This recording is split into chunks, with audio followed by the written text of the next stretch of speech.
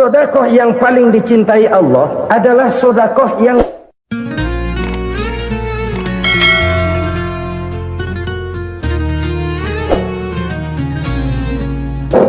dan kadang-kadang ada orang sedekah itu disebutkan namanya. Apa tidak bagus? Kalau memang niatnya ikhlas, ya bagus-bagus saja untuk memberikan sugesti kepada yang lain.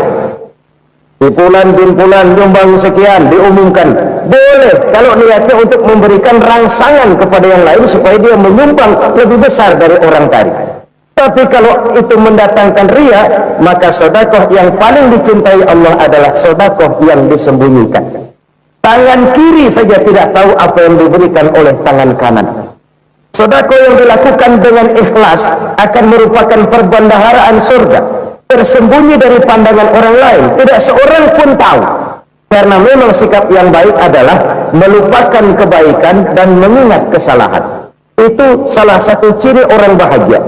Orang yang selalu mengingat kesalahannya dan berusaha melupakan segala kebaikannya. Kalau dia akan ada kebaikan, dia tidak bisa ikut, dia merasa rugi karena dia merasa belum pernah berbuat baik. Tapi kalau akan melakukan kesalahan baru, dia ingat kesalahan yang sudah sehingga terhalang baginya untuk melakukan satu kesalahan baru. Demikianlah saudara-saudara, bahwa Allah melebihkan rezeki sebagian kita dari yang lain agar terjadi tolong-menolong dalam kehidupan ini. Jadi kesenjangan yang natural, kesenjangan yang alami, itu sunnatullah. Ada yang kaya, ada yang miskin, ada yang kelas menengah. Nah, kenapa lalu sekarang kita berusaha mengentaskan kemiskinan? Oleh karena adanya kesenjangan struktural. Kalau yang kaya bisa semakin kaya, kenapa yang miskin tidak bisa naik jadi ikut sedikit kaya? Sebab pada dasarnya Islam adalah agama yang sejak turunnya sudah berupaya memerangi kemiskinan. Bahkan dikatakan kemiskinan itu mendekatkan kepada kekufuran. Orang kalau miskin udah dekat banget sama kafir, gampang menjadi kafir.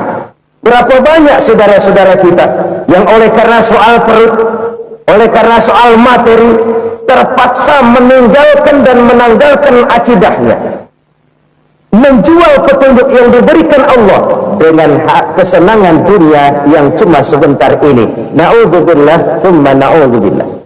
Jadi makin kita sembunyikan sedekah, semakin banyak perbendaharaan kita di surga. Sedekah yang paling dicintai Allah adalah sedekah yang disembunyikan.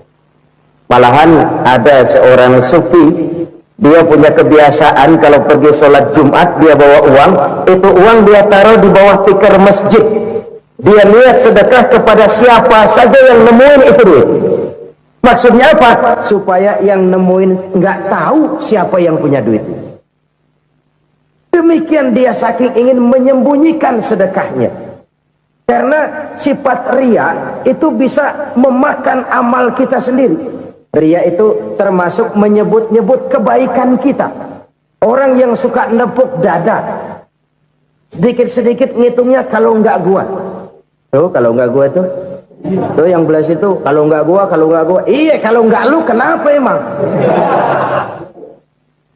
Orang yang suka menepuk jasad, biasanya memang begitu saudara-saudara. Kalau perang lagi berkecamuk, orang nggak sempat ngaku jadi pahlawan. Tapi begitu perang selesai, yang kagak kenal bedil ngaku pahlawan, mas. Itu sesuatu yang biasa. Oleh karenanya, orang-orang yang ikhlas dalam bersedekah, disembunyikannya sedekah itu, Allah cinta betul. Malahan ada hadis memberikan jaminan, inna sedaqatal mar'il muslimi tazidu fil umri wa tadfa'u mitatas su'i.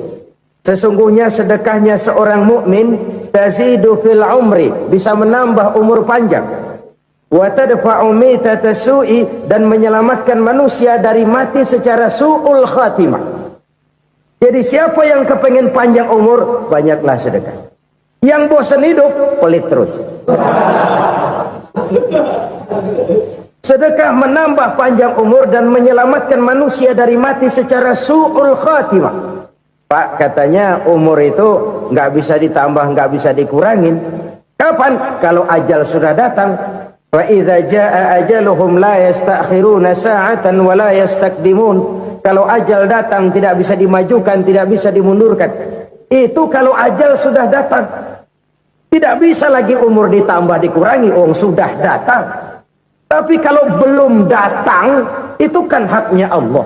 Mau ditambah, mau dikurangi, hak prerogatif Allah. Sebagai pencipta manusia, Allah Maha Kuasa dan Maha Mampu. Sedekah ini menambah panjang umur dan menyelamatkan manusia dari mati secara su'ul khatimah. Itu orang mati kan sama ya, kondisinya mati, nggak nafas. Tapi hakikat mati kan lain-lain. Ada yang mati itu husnul khatimah, baik akhirnya. Misalnya lagi ngaji mati, lagi sholat mati, lagi sedekah mati. Ini yang dinamakan dengan husnul khatimah, baik di akhirnya. Sebaliknya ada yang su'ul khatimah, jelek di akhirnya. Ini yang jadi catatan akhir. Lagi nyekek botol, mampus. Lagi banting kartu, modar. Su'ul khatimah, jelek pada akhirnya. Sedekah menyelamatkan manusia dari mati secara su'ul khatimah. Dan kita semua kepengen mendapat husnul khatimah, jauh dari su'ul khatimah. Oleh sebab itu yang bisa menyelamatkan kita dari penyakit itu antara lain adalah sedekah yang disembunyikan, yang dikerjakan dengan ikhlas karena Allah, tidak karena kepengen dipuji orang, tidak karena ingin dikatakan orang pemurah. Sebab orang dermawan itu orang yang memberi tanpa harus diminta. Kalau masih harus diminta, ya belum dermawan namanya, masih harus diminta. Kalau nggak diminta ya tulus, lolos, polos. Saudara-saudara kaum muslimin rahimakumullah, harta adalah amanat dan akan kita pertanggungjawabkan. Allah melebihkan rizki sebagian kita dari yang lain agar kita saling tolong menolong, bantu membantu. Nabi janjikan siapa yang meringankan beban saudaranya muslim di dunia, Allah akan meringankan bebannya di akhirat nanti. Sebuah jaminan dari baginda Nabi. Si orang yang kita bantu barangkali tidak bisa membalas, Allah yang akan membalas lewat jalan lain yang tidak pernah kita sangka-sangka. Ada orang tanya, Pak, ini ada orang nyumbang masjid sambil marah-marah, bagaimana?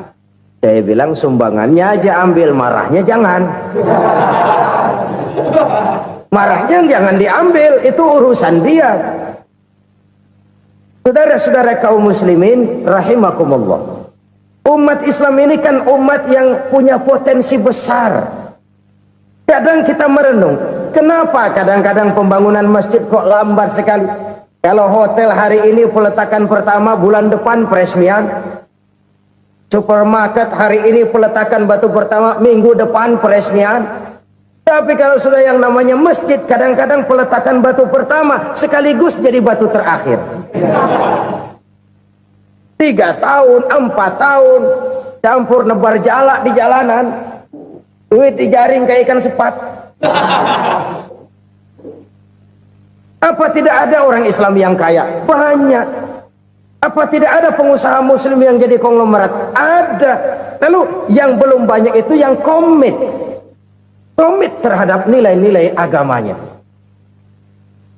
Akhirnya kita jatuh jadi umat yang lemah. Belum ada pengusaha konglomerat muslim buka pabrik supermi cap beduk misalnya umpamanya atau pabrik kecap cap sorban supaya identitas keislamannya sedikit kelihatan. Kita jatuh jadi umat yang lemah karena potensi tidak terinventarisir dengan baik. Kita ini ibarat kompor yang cuma matengin nasi orang lain. Potensi kita dimanfaatkan oleh orang lain. Ukhuwah Islamiyah kita baru terbatas kepada silaturahmi. Ukhuwah di bidang ekonomi kita lemah, ukhuwah di bidang kebudayaan kita lemah, apalagi ukhuwah di bidang politik kita lebih rapuh lagi. Padahal ukhuwah itu adalah totalitas kehidupan manusia, menyangkut ipolek sosbud, memerlukan nilai-nilai ukhuwah. Jadi oleh karena itu mari kita menyadari di dalam harta kita, walaupun kita yang cari pergi pagi pulang sore peras keringat banting tulang, di sana ada harta anak yatim, di sana ada hak masjid, di sana ada hak pesantren, di sana ada hak jihad. Berbahagialah seseorang apabila dia oleh Allah dijadikan keran itu menyimpan air, tapi tidak untuk dirinya, tapi disalurkannya kepada mereka yang memang memerlukannya. Saudara-saudara kaum muslimin rahimakumullah, ini yang pertama. Jadi perbendaharaan surga adalah menyembunyikan sedekah. Orang lain nggak tahu, kita pun nggak pernah ngitung-ngitung. Kita anggap lewat begitu saja, padahal itu deposit akhirat. Satu. Yang kedua, perbendaharaan surga itu apa? Wa kitmanul musibah, menyembunyikan kesulitan. Kadang orang takut menghadapi kesulitan, tapi makin kita merenung, hidup ini kan sebenarnya urusan. Takut sama urusan, ya jangan hidup. Tandanya orang hidup itu kalau punya urusan.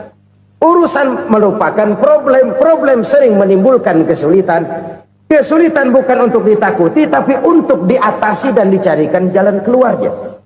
Siapa sih orangnya yang nggak pernah sulit-sulit? Makin tinggi status sosialnya, makin gede urusannya. Makin tinggi kualitas imannya, makin berat tingkat kesulitannya. Cuma memang yang namanya enak itu seperti pelangi.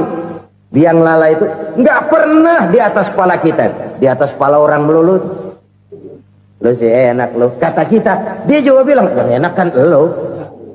Pelangi itu nggak pernah di atas kepala kita. Kata tukang beca, aduh enak ya naik Mercy. Kata tukang beca, apa yang di dalam mobil Mercy? Aduh enak bener tukang beca, di jok ngeringkuk ngorok pulas bener. Saya kamar pakai AC sejuk, tempat tidur sutra empuk, alga spring bed, kulak kulik nggak bisa pulas kalau belum minum Valium, belum tidur. Enak bener tukang beca, di jok ngorok nggak tahu wetan kulon.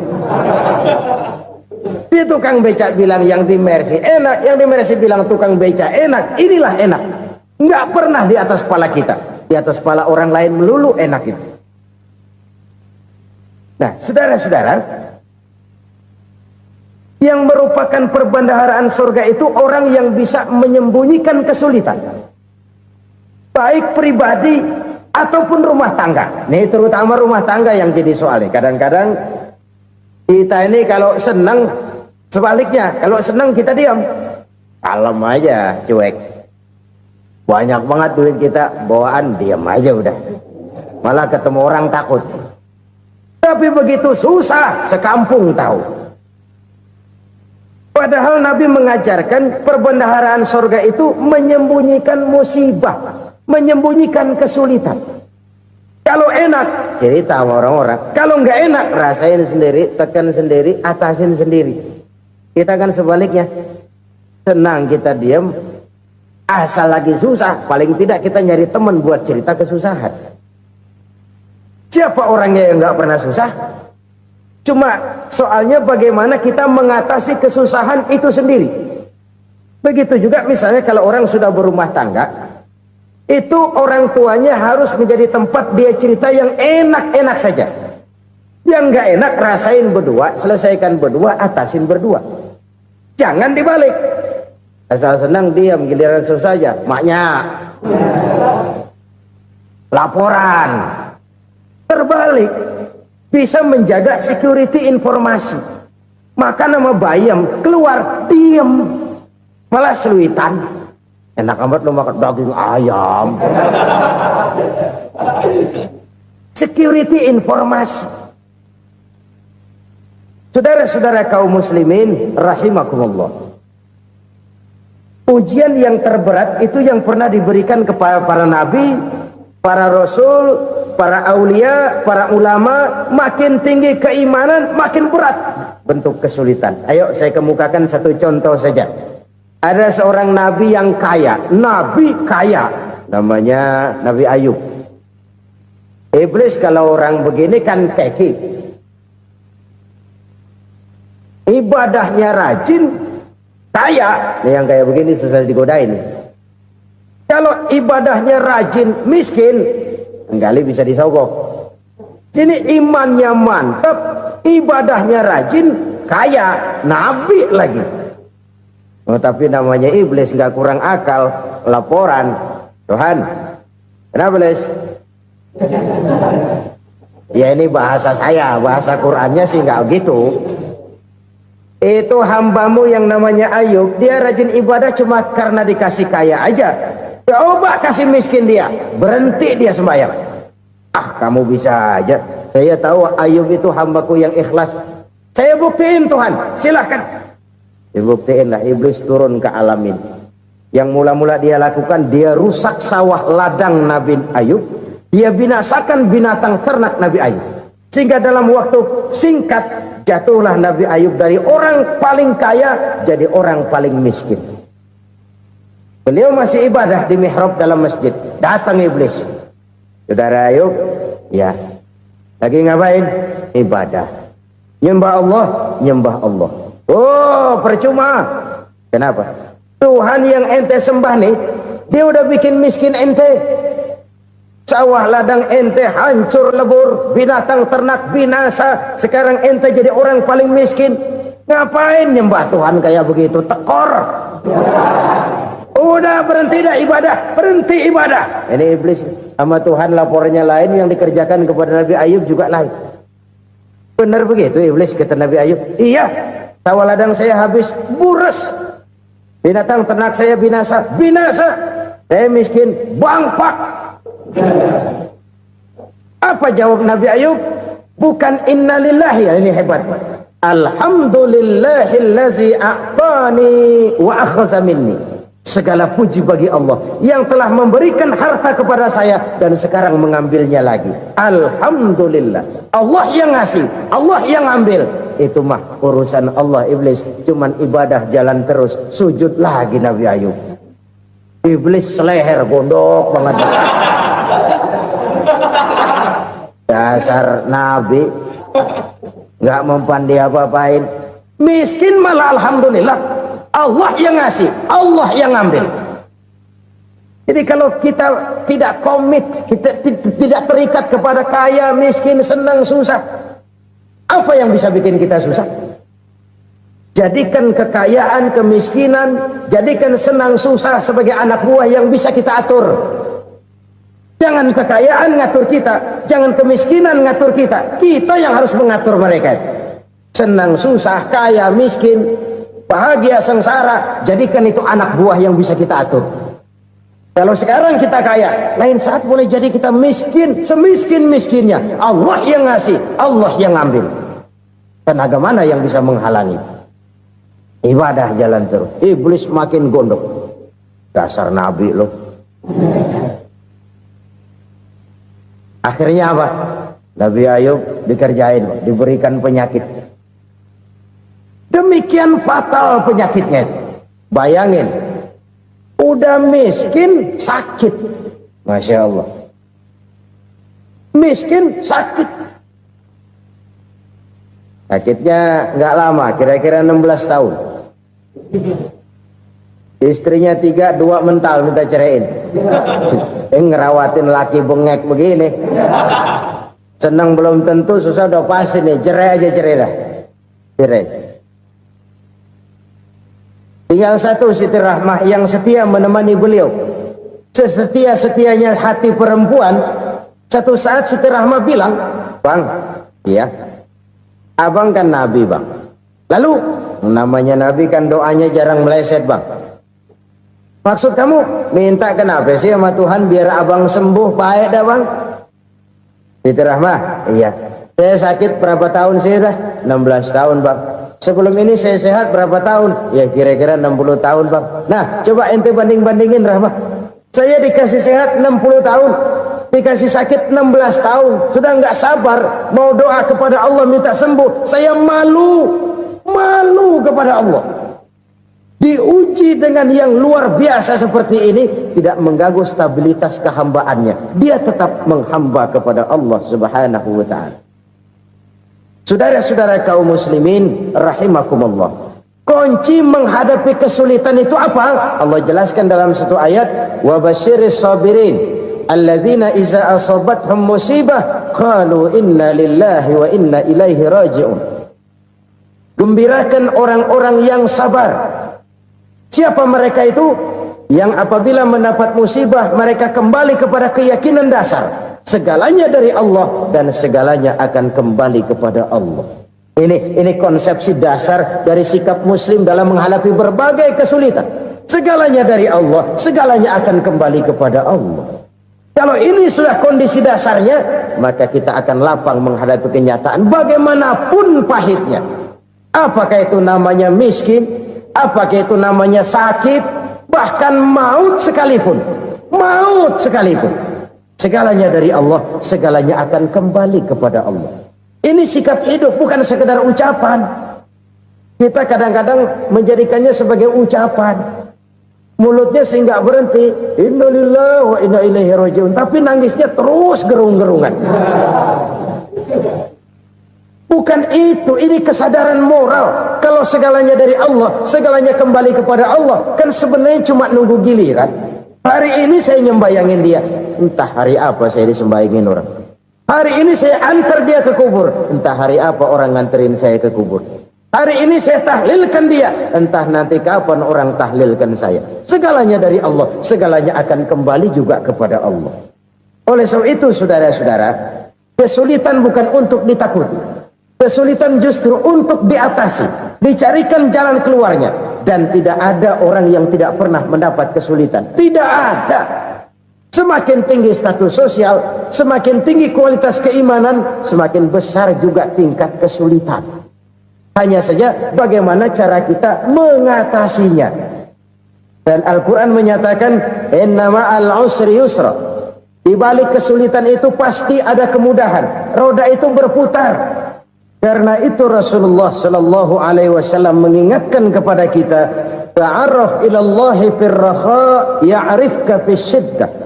Ingatlah kepada Allah di waktu kamu senang, supaya Allah ingat kepada kamu di waktu kamu susah. Kalau waktu senang kita ingat kepada Allah, kita susah, Allah tidak akan meninggalkan kita. Tapi kalau waktu senang kita jauh dari Allah, sujud tidak sempat, dengan masjid jauh, ketika senang kita lupakan Allah. Nanti begitu kita susah, Allah lupakan kita.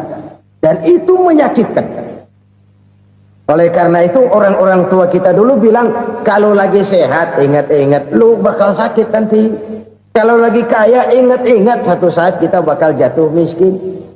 Bahkan kalau lagi muda ingat-ingat kita bakal tua. Dan yang terpenting kalau lagi hidup ingat-ingat kita bakal mati. Saudara-saudara kaum muslimin rahimakumullah. Jadi yang kedua yang merupakan perbendaharaan surga, menyembunyikan musibah. Saudara-saudara kaum muslimin rahimakumullah. Hal ketiga yang merupakan perbendaharaan surga adalah wasilatur rahmi. Orang yang suka bersilaturahmi. Sebagaimana yang kita maklum bahwa manusia adalah makhluk yang disebut zon politika. Makhluk sosial yang tidak mungkin hidup sendiri-sendiri. Betapa dan siapapun kita memerlukan orang lain. Bodoh betul manusia kalau tinggal di tengah masyarakat tapi tidak mau bermasyarakat. Merasa hebat sendiri, pintar sendiri, gagah sendiri, kaya sendiri. Mungkin kalau mati juga ngubur sendiri. Jangankan kita di sini, di sorga saja Nabi Adam waktu sendirian bengong melulu, mondar mandir. Allah tegur dam sepi dam. Ya ini kalau bahasa saya. Iya Tuhan sepi ini nggak ada coret-coretan pisan ini. Diciptakan Siti Hawa baru anteng Nabi Adam. Itu di surga. Cobalah. Umpamanya saudara tinggal di Jakarta nih. Kayak bener. Apaan aja di Jakarta punya saudara dah. Pembuatan Semanggi ambil. Monas, Buntel bawa pulang. Hotel-hotel ambil semua. Cuman tinggal di Jakarta sendirian, apa enaknya? Betapa dan siapapun kita perlu orang lain. Tidak ada seorang pun yang bisa memenuhi kebutuhan hidupnya secara sendiri-sendiri. Nah, Islam telah menyelamatkan manusia dari ras diskriminasi, mengikat manusia dengan persaudaraan yang berlandaskan kepada akidah. Karena itu dianjurkan bersilaturahmi. Bahkan Nabi menyatakan, man arada ayyubsata lahu fi rizqihi wa yunsa'a fi atharihi falyasil rahimah. Siapa yang kepengen diluaskan rezekinya dan dipanjangkan usianya, banyaklah ia bersilaturahmi. Siapa yang kepengen dimudahkan rezekinya, hendaknya ia banyak bersilaturahmi. Kalau banyak teman, kesulitan kan paling tidak ada tempat cerita. Udah susah, sendirian kita pikirin diri, nggak ada tempat tukar pikiran. Cepet banget sama bengek. Dilawan sendiri. Nah, secara makro kita bisa berkata, tidak mungkin ada kemenangan kalau tidak ada kekuatan. Tidak ada kekuatan kalau tidak ada kesatuan dan persatuan. Tidak mungkin ada kesatuan dan persatuan tanpa semangat silaturahmi. Kalau umat Islam mau menang, dia harus kuat. Kalau umat Islam mau kuat, dia harus bersatu. Kalau umat Islam mau bersatu, dia harus membudayakan silaturahmi ini. Bahkan sampai-sampai kata Nabi, kalau bisa cari nilai tambah. Apa? Silman qata'ak. Bersilaturahmilah kau kepada orang yang marah denganmu. Masya Allah, indahnya ajaran agama kita. Orang yang marah pun kepada kita, kata Nabi, kalau bisa bersilaturahmilah kepadanya, kepada orang yang marah itu. Di situ nilai tambah. Cuman jujur nih hadis, ngucapinnya gampang, ngamalinnya yang berat banget. Orang marah sama kita disuruh silaturahmi, ada apa malu? Lu marah, ada gua marahan lagi, tunggu pikirin. Saudara-saudara kaum muslimin rahimakumullah. Tapi ini yang diajarkan, bahkan ini yang dicontohkan oleh baginda Rasul. Bagaimana begitu mudah, misalnya satu saat Abu Jahal ini ngatur strategi bagaimana bikin Muhammad celaka. Dia gali lubang di depan tempat tidurnya. Dia tutupin daun korma. Terus dia panggil seseorang, ke sini. Kasih tahu Muhammad, pamannya sakit keras, minta ditengokin. Berangkat orang ini ke sana. Muhammad, labbaik. Pamanmu sakit keras, dia minta ditengokin. Baik, saya akan datang menjenguk beliau. Berangkatlah Nabi ke rumah Abu Jahal tanpa prasangka apapun. Abu Jahal udah pasang stil, selimut 3 rangkap setengah dipakai, persis kayak orang meriang. Tapi sembari ngintip dari balik selimut, begitu Muhammad buka pintu, nah masuk perangkap nih. Muhammad jalan menuju tempat pembaringan. Makin lama makin dekat, makin lama makin dekat, makin dekat ke lubang yang dipasang oleh Abu Jahal itu. Dalam hati Abu Jahal, terus dah jatuh, mampus dah lo ini. Mampus lo hari ini nih. Apa yang terjadi? Malaikat Jibril datang. Muhammad, pamanmu cuma pura-pura sakit. Di depan tempat tidurnya ada lubang perangkap supaya kamu jatuh ke situ. Sudah, kamu pulang. Balik kanan Nabi. Sudah hampir jatuh ke lubang, balik kanan, pulang. Bayangin kecewanya Abu Jahal. Muhammad dikit lagi, Muhammad dikit lagi. Enggak paman, saya pulang aja. Emosi bangun dari tempat tidur, enggak sadar kalau lagi pura-pura sakit. Lompat ngejar Nabi, dia lupa dengan lubang yang dia gali. Usrak, nyemplung sendiri ke dalam lubang.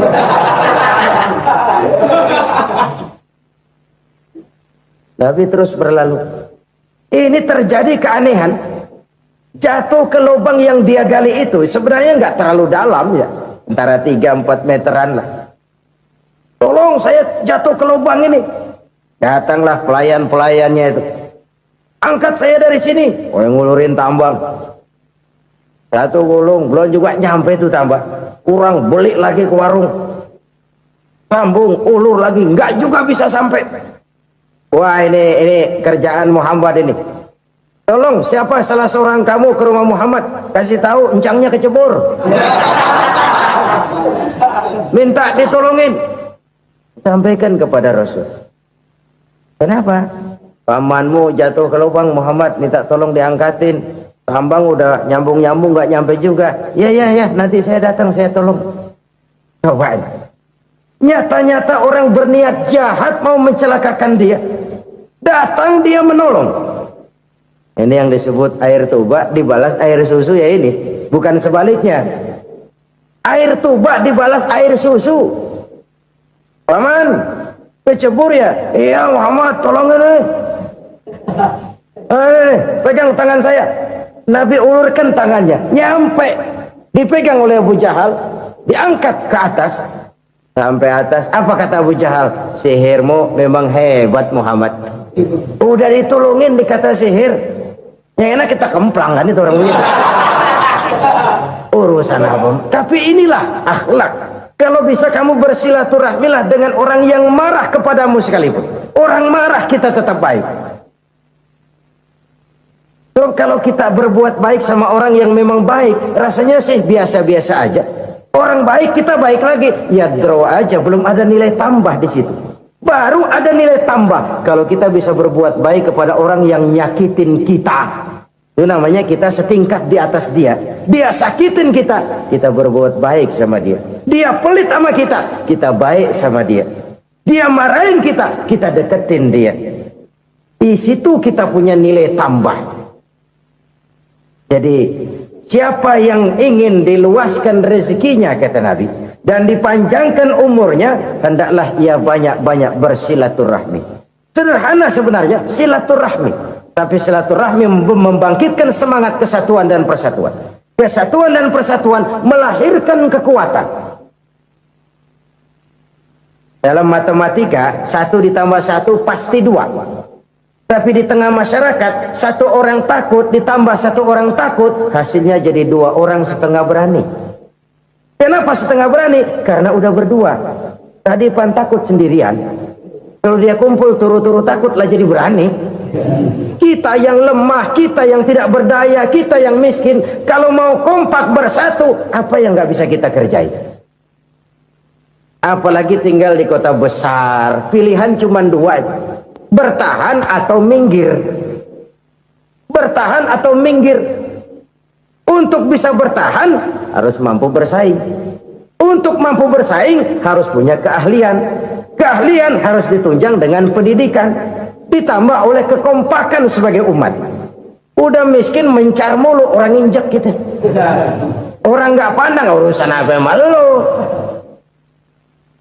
Oleh karena itu silaturahmi pada hakikatnya merupakan roh dari ukhuwah yang diajarkan oleh agama kita. Bagaimana Islam menyelamatkan masyarakat manusia dari ras diskriminasi, mengikat manusia, dan tidak ada persaudaraan yang lebih indah selain persaudaraan yang diikat dengan nilai-nilai akidah.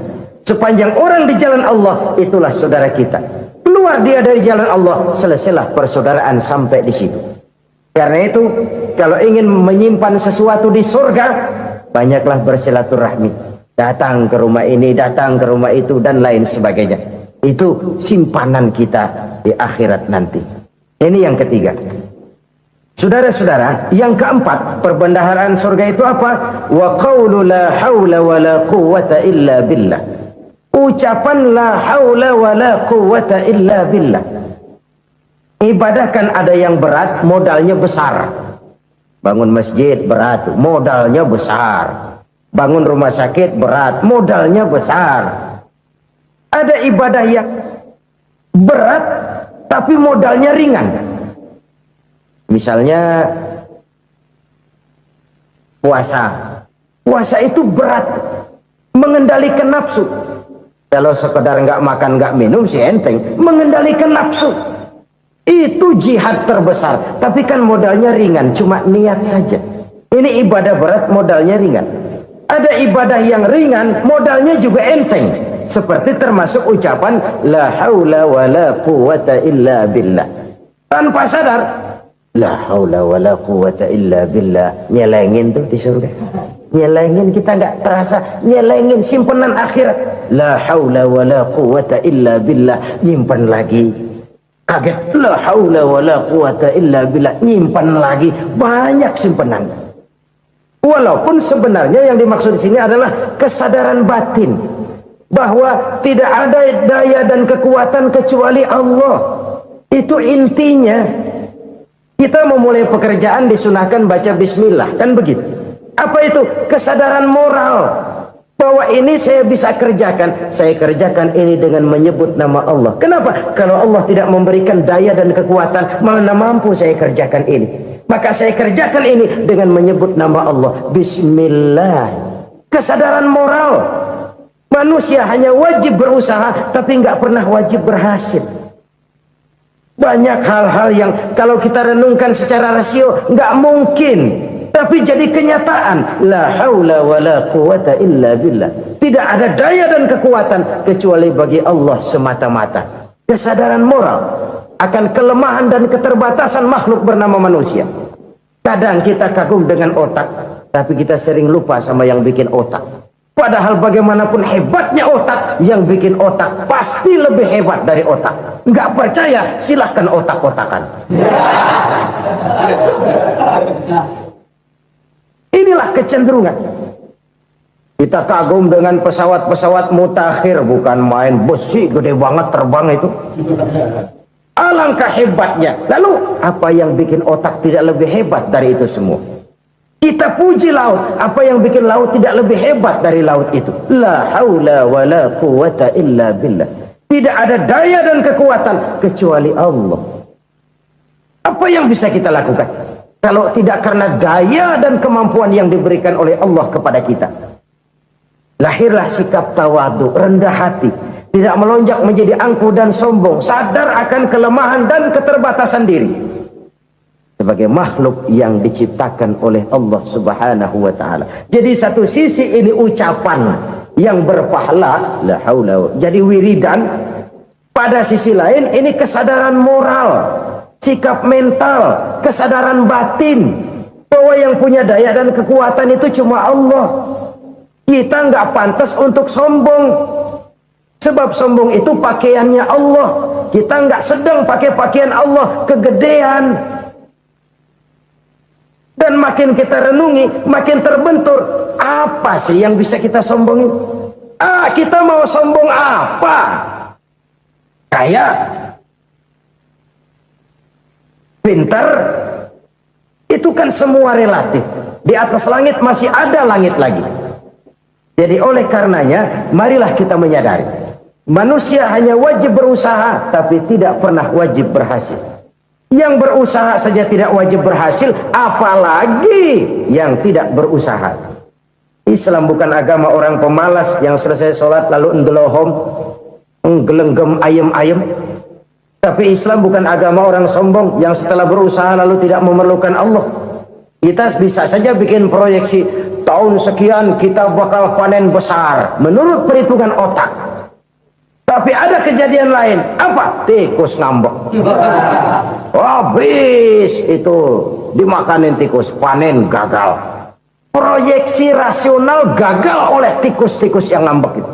Bisa saja terjadi. Tahun depan kita panen besar, urung. Kenapa? Musim panas panjang. Dan sekarang ini koran-koran bikin berita musim mengalami penyelewengan. Bukan cuma manusia yang nyeleweng sekarang. Musim pakai nyeleweng. Mestinya kan musim hujan udah selesai, masih hujan-hujan juga. Musim.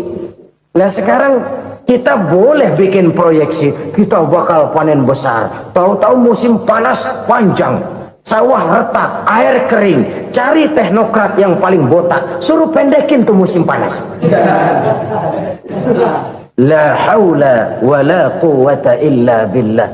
Inilah kesadaran moral. Saudara, saya teringat satu saat ada seorang konglomerat. Umurnya ya kira-kira 70-an. Satu saat dia ditanya oleh wartawan, "Pak, umur Bapak berapa sih?" "Ya, paling 10 tahun." 10 tahun? 10 tahun? Anak Bapak berapa orang? Satu saja? Satu. Harta Bapak berapa? Ya, paling-paling bangsa 7 juta kali. 7 juta? Iya. Pak, kenapa Bapak bohongi saya? Bapak punya buku biografi. Koran-koran, majalah-majalah banyak memuat cerita riwayat hidup Bapak. Saya tahu umur Bapak 70. Kenapa bilang cuma 7 tahun? Saya tahu anak Bapak 8. Kenapa cuma bilang 1? Saya tahu harta Bapak miliaran, mungkin triliunan. Pabrik di mana-mana, bank di mana-mana. Kenapa bilang uang Bapak cuma 7 juta? Nah, kata si konglomerat tadi, kamu benar nak, kamu benar. Umur saya kalau jumlahnya memang 70 nak. Cuman ingat-ingat saya, baru 7 tahun terakhir ini saya sujud. Baru 7 tahun terakhir ini saya berusaha dekat dengan Allah. Saya laksanakan perintahnya, saya jauhi larangannya. 7 tahun inilah rasanya yang ada nilainya di hadapan Allah. Yang 63 tahun matong, kelabu, kelam umur gue. Habis untuk maksiat, untuk munkarat. Maka ketika ditanya tadi, umur saya 7 tahun itu. Oh begitu Pak. Oh iya. Lalu anak Pak. Anak Bapak kan 8. Kenapa bilang cuma 1? Nah, kalau jumlah hitungannya memang anak saya 8. Tapi dari 8 orang ini rasanya cuma 1 nih yang bakal jadi buah hati, belahan jantung, pelanjut cerita, penerus sejarah, bakal jadi anak soleh yang akan mendoakan saya. Cuma 1 rasanya anak saya ini yang bakal jadi buah hati saya, besar-besaran saya, yang akan mendoakan di kubur saya, yang akan mendoakan di akhirat saya. Yang 7 orang mana? Masya Allah, yang satu tenggeng, yang satu nyekek botol mulu, yang itu nggak karu-karuan. Makanya saya bilang 1 anak saya yang akan bisa mendoakan saya. Oh begitu Pak. Iya. Nah harta Pak, harta Bapak kan triliunan.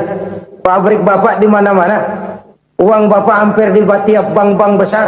Kenapa bilang cuma 7 juta? Betul kau nak. Harta saya kalau jumlahnya memang miliaran, triliunan mungkin. Tapi yang saya ingat baru 7 juta tuh yang saya belanjakan di jalan Allah.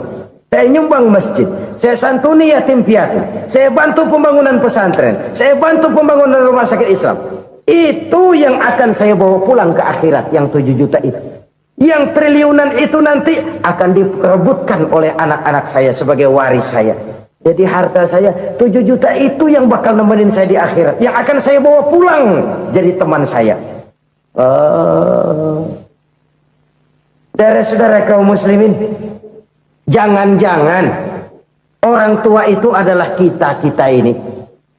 Jangan-jangan kita-kita ini adalah orang tua itu.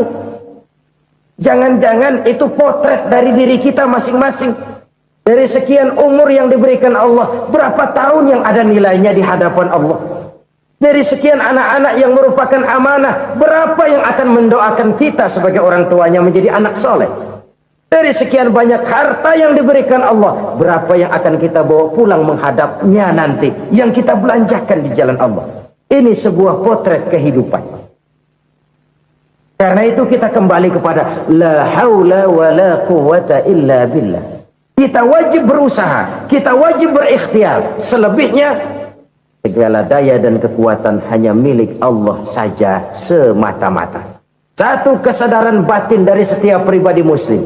Setelah ia berusaha dan berikhtiar, ia menyerahkannya kepada Allah Subhanahu wa ta'ala. Jadi satu sisi ini merupakan wiridan ucapan yang mengandung pahala, pada sisi lain ini merupakan sikap batin dari seorang muslim di dalam ia menghadapi realitas kehidupan ini. Saudara-saudara kaum muslimin rahimakumullah, kalau ini kita jadikan satu basis kehidupan, maka ini akan menyelamatkan manusia dari kemungkinan tergelincir menjadi orang yang lupa diri dan lupa darat. Sebab itu Imamul Ghazali berpesan, jadidis safinah fa innal bahra amiq wa khuziz zad fa inna safara ba'id wa khaffifil hamla fa innal hamla sadid. Perbarui selalu kapalmu karena lautan sangat dalam. Bawa bekal yang banyak karena perjalanan ini sangat jauh. Ringankan beban karena kebanyakan beban akan menyakitkan. Alangkah indah kalimat ini, alangkah dalam makna yang terkandung di sana. Perbarui selalu kapalmu karena lautan sangat dalam. Apa artinya ini? Jaga mentalmu baik-baik. Pelihara imanmu baik-baik, karena hidup penuh cobaan seperti lautan. Kita kalau berlayar di lautan kan kadang-kadang tenang, angin bertiup sepoi-sepoi basah. Jika malam datang, bintang gemintang bertabur menghias cakrawala, rembulan memantulkan sinarnya dengan indah. Dalam keadaan begitu berlayar enak, tapi lain saat ombak menggunung, halilintar menyambar, angin topan bertiup. Berapa banyak sudah saudara-saudara kita yang tenggelam di lautan dunia tanpa sadar bahwa dia belum sampai kepada pantai yang akan dituju. Berapa banyak saudara-saudara kita yang tenggelam di lautan dunia ini tanpa sempat bangkit lagi. Dia menyangka sudah sampai kepada tujuannya. Hati-hati kapal jangan sampai bocor karena lautan sangat dalam. Iman ini jaga baik-baik karena hidup penuh dengan ujian. Wa khuzizat fa inna safara ba'id. Bawa bekal yang banyak karena perjalanan sangat jauh. Saudara mau ke Bandung, bawa duit. Saudara mau ke Surabaya, banyakan lagi duitnya. Saudara mau ke Mekah, gepokan, iketan tuh duit, nggak lembaran lagi. Makin jauh perjalanan, makin banyak bekal yang harus kita bawa. Kalau saudara dari Jakarta mau ke Surabaya, kagak bawa duit berangkat juga, itu sih bukan berani namanya, nekat. Sampai Surabaya belum tentu, sengsara di jalan udah pasti. Kenapa? Nggak bawa bekal berangkat. Sama juga kita nih, misalnya belum sempat sembahyang, mati. Waduh, berani banget orang. Belum punya bekal, mati. Sengsara di jalan. Atau bekal tidak cukup. Dari Jakarta saudara mau ke Surabaya, bawa duit 500 perak. Paling jauh Cikampek nyampenya itu. Paling jauh itu. Antara jauhnya perjalanan dengan bekal yang saudara bawa tidak seimbang. Hidup ini perjalanan panjang. A walking tour. Dimulai dari alam arwah. Sebelum jasad diciptakan, roh diciptakan lebih dulu. Dari situ pindah ke alam rahim. Dari alam rahim pindah ke alam dunia. Dari alam dunia pindah ke alam barzah. Baru menuju akhirat. Satu perjalanan panjang. Kalau bekal tidak bawa, sengsara di jalan. Bawa bekal yang banyak karena perjalanan ini sangat jauh. Wa khaffifil hamla, ringankan beban karena beban itu cuma akan menyulitkan. Kalau bekal itu sih keperluan, tapi beban nggak kita perluin, coba ngeberat-beratin. Apa ini beban? Dosa. Kecurangan, kebatilan, kesoliman, ketidakadilan, kesewenang-wenangan. Itu akan jadi beban kita di akhirat. Alangkah celakanya, perjalanan panjang, bekal tidak bawa, beban kelewat banyak, alamat sengsara di jalan. Pahala tidak ada, dosa berlipat ganda. Na'udzubillah, summa na'udzubillah. Kalau kita rangkum nasihat Al-Ghazali dengan kisah si konglomerat tadi, kita akan mengambil kesimpulan. Pertama, bekal terbaik dalam menghadapi gejolak kehidupan ini tidak lain adalah iman. Yang kedua, pahala dan dosa. Dua hal kontroversial. Pahala adalah bekal, dosa adalah beban. Tapi kita sekarang kan tidak begitu terangsang kepada yang abstrak. Orang berlomba mencari yang konkret-konkret saja. Yang real. Kalau memang dosa, benjol dong. Kira-kira begitu. Kira-kira begitu. Persis orang Yahudi dulu. Orang Yahudi itu kan pernah minta kepada Nabi Musa. Ya Musa, lan nu'mina laka hatta narallaha jahrah. Musa, kami nggak bakal mau beriman kepada Allah kalau belum kami lihat Allah ada nongkrong di depan kami. Kalau memang Tuhan ada, taruh dong di depan kami. Mau yang konkret-konkret saja. Kalau memang dosa, benjol dong. Kalau memang pahala, berasa dong. Orang terangsang kepada yang real, yang konkret-konkret saja. Karena itu, untuk mengejar dosa, orang mau bayar. Tapi untuk mengejar pahala, walaupun tidak bayar, orang segan. Ini yang dikatakan oleh Nabi, kamu mengharapkan ke surga, tapi kamu berat melaksanakan sesuatu yang bisa membawa kamu ke surga. Kamu ingin jauh dari neraka, tapi tiap saat kamu lakukan perbuatan-perbuatan yang justru menjerumuskan kamu ke neraka. Idda'aitum an-najata minan nar wa ramaitum fiha anfusakum. Kamu ingin selamat dari neraka, tapi kamu lemparkan diri kamu ke neraka. Kamu ingin masuk surga, tapi berat sekali kamu melakukan perbuatan-perbuatan yang bisa menyampaikan kamu di surga. Saudara-saudara kaum muslimin rahimakumullah. Jadi hal keempat yang merupakan perbendaharaan surga adalah la haula wa la quwwata illa billah. Satu sisi ini merupakan ucapan yang memperberat timbangan akhirat. Pada sisi lain ini merupakan sikap hidup seorang muslim. Kesadaran batin yang sangat dalam bahwa tidak ada daya dan kekuatan kecuali Allah. Dan itu kita simbolkan pada saat memulai pekerjaan dengan Bismillah. Dengan menyebut nama Allah. Satu kesadaran moral. Saya hanya bisa melakukan ini karena diberikan daya dan kekuatan oleh Allah. Lahirlah sikap tawadu, rendah hati, tidak melonjak menjadi angkuh dan sombong. Saudara-saudara, sampai sini dulu jumpa kita kali ini. Semoga 4 perbendaharaan surga ini dapat kita lakukan, yang kelak akan merupakan bekal kita di kemudian hari nanti. Amin ya rabbal alamin. Bapak-bapak, ibu-ibu, saudara-saudara kaum muslimin rahimakumullah. Di dalam kehidupan kita sebagai seorang muslim, minimal 5 kali dalam sehari semalam kita mendengar seruan untuk mendirikan solat yang disebut azan. Ada kalimat menarik di dalam kalimat azan itu, yakni seruan hayya 'alal falah, marilah menuju kepada keberuntungan, marilah meraih kemenangan. Seruan ini adalah kecenderungan dari setiap manusia, apapun warna kulitnya. Artinya, setiap orang dalam hidup selalu ingin meraih dan mencari kemenangan. Kemenangan akan melahirkan kepuasan batin, dan kepuasan batin memberikan kebahagiaan. Sedangkan kekalahan melahirkan penderitaan batin, dan penderitaan batin menjerumuskan seseorang di dalam berbagai bentuk kerugian. Jikalau inilah seruan azan, maka masalahnya ialah apa yang menyebabkan kita meraih kemenangan.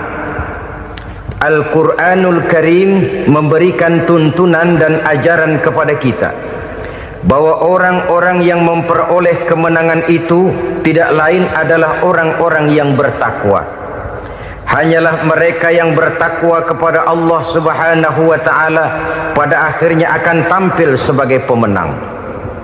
Lalu siapa orang yang bertakwa itu? Dijelaskan dalam awal-awal Al-Baqarah, orang yang bertakwa yang akan meraih kemenangan. Pertama, allazina yu'minuna bil ghaib, yaitu orang-orang yang beriman kepada yang gaib. Percaya bahwa ada alam yang gaib, alam yang abstrak, alam yang tidak bisa dijangkau oleh salah satu daripada panca indera kita. Mereka percaya dan beriman kepada adanya malaikat, beriman kepada adanya iblis dan jin, beriman kepada adanya alam kubur, beriman kepada adanya alam mahsyar, beriman kepada adanya alam akhirat, beriman kepada adanya surga dan neraka. Beriman bukan cuma sekedar beriman dalam ucapan bibir saja, tetapi beriman yang nilai iman itu mampu mewarnai gerak dan gaya hidupnya. Iman yang meresap sampai ke tulang sumsum, kemudian memberikan dampak positif di dalam kehidupan manusia. Alam, kita tahu, adalah sesuatu yang selain Allah, dan Allah bukanlah alam. Apapun namanya selain daripada Allah, itu adalah alam. Alam pada hakikatnya terbagi menjadi dua. Ada alam syahadah, alam nyata, alam konkret, alam yang bisa dijangkau oleh salah satu indera kita.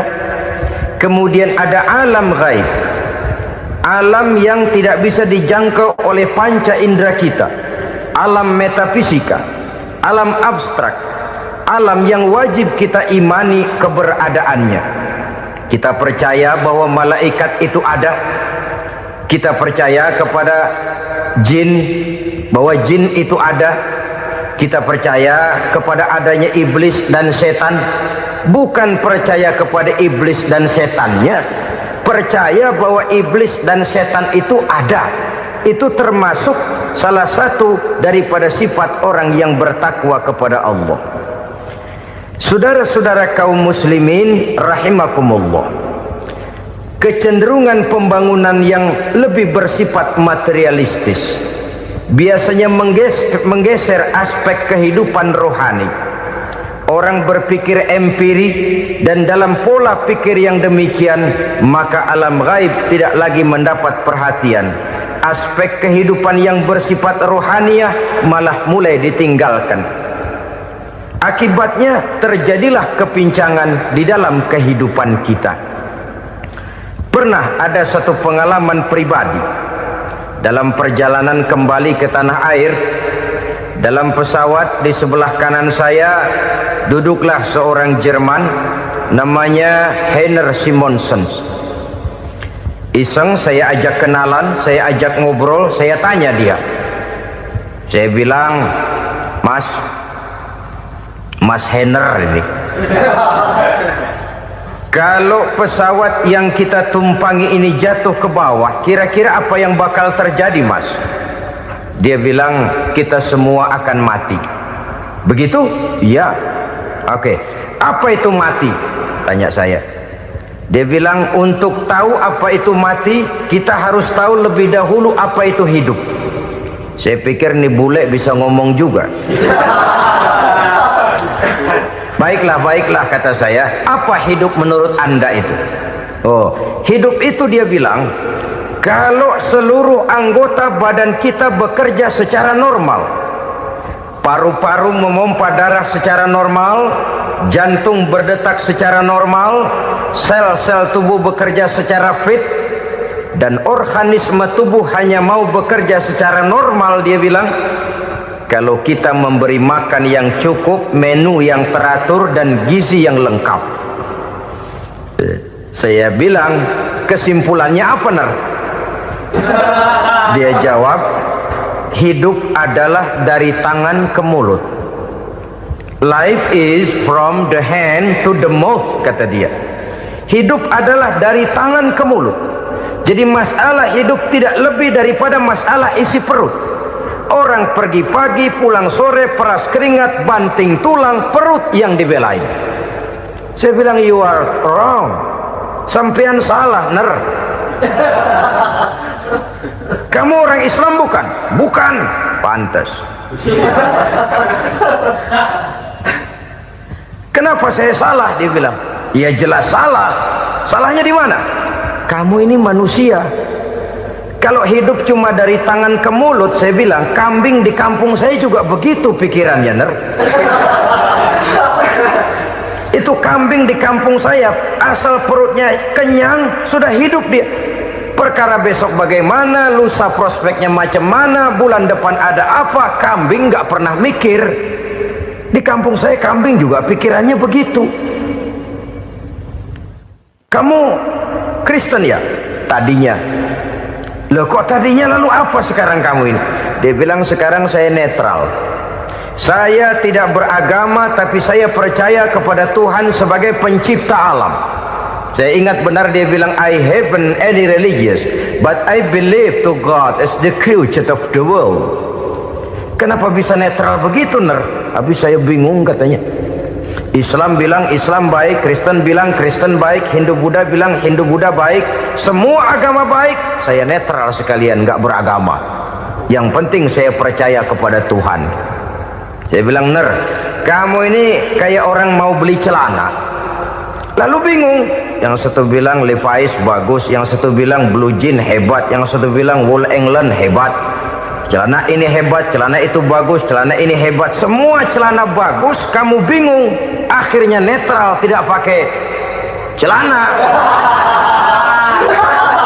Itu juga salah. Saya pikir-pikir, kemudian saya melihat bahwa dua pola berpikir Henner ini nampaknya sudah mulai menggejala di lingkungan masyarakat bangsa kita. Disadari atau tidak, secara jujur kita harus berkata, dua pola pemikiran Henner ini mulai berkembang di tengah masyarakat bangsa kita. Pertama, pola pikir materialisme. Hidup adalah dari tangan ke mulut. Masalah hidup tidak lebih masalah isi perut. Itu yang perlu dibela, dan disitulah arti kehidupan. Pergi pagi, pulang sore, peras keringat, banting tulang untuk mempertahankan perut. Kalau sudah kemari cara orang berpikir, maka buat apa percaya kepada yang gaib? Untuk apa sholat? Untuk apa puasa? Untuk apa zakat? Untuk apa menghadiri majelis taklim? Tanpa kepercayaan kepada yang gaib, hidup berjalan menurut alur empiris dan materialis. Kalau sudah ke sana cara orang berpikir, biasanya orang lalu cenderung menghalalkan segala cara. Hanyalah orang yang percaya bahwa akhirat ada, hanyalah orang yang percaya bahwa alam kubur itu ada, hanyalah orang yang percaya bahwa malaikat itu ada, hidupnya akan lebih terarah dan terkendali. Karena kepercayaan kepada yang gaib, yang merupakan fase daripada kehidupan setelah hidup yang sekarang ini, mewarnai gerak pribadi seseorang di dalam dia melakukan kegiatan hidupnya. Pola berpikir materialisme, disadari atau tidak, mulai menggejala di lingkungan masyarakat bangsa kita. Hidup tidak lebih dari urusan tangan ke mulut, mulut ke tangan, tangan ke mulut. Asal perut sudah kenyang, hiduplah sudah. Perkara bagaimana prospek hari yang akan datang, bagaimana akhirat, tidak jadi persoalan. Ini yang oleh Nabi diperingatkan, ad-dunya sijnul mu'min wa jannatul kafir. Dunia adalah penjara bagi